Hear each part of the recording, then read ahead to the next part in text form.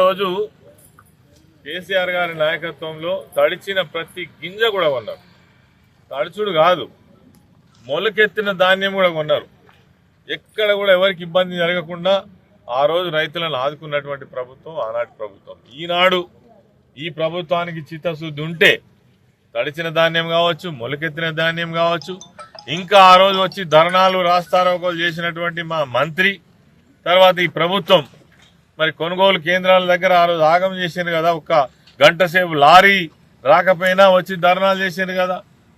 రైతుల ధాన్యం నుంచి 2 కిలోలు 3 కిలోలు కట్ చేస్తే ఏదో కారణంతో కట్ చేస్తే ఆ రోజు మరి ప్రభుత్వాన్ని, కేసీఆర్ గారిని, ఇక్కడ ఉన్న వాళ్ళందరినీ బంధనం చేశారు కదా.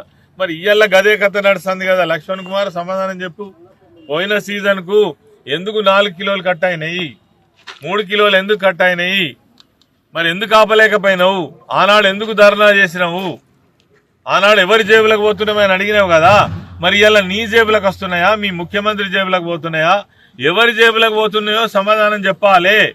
ఈసారి నేను డిమాండ్ చేస్తున్నా, ఏ సెంటర్ దగ్గర కూడా 1 కిలో కూడా కట్ చేసినా ఖచ్చితంగా రైతులతోటి ఉద్యమం చేయక తప్పదని కూడా చెప్తా ఉన్నాం.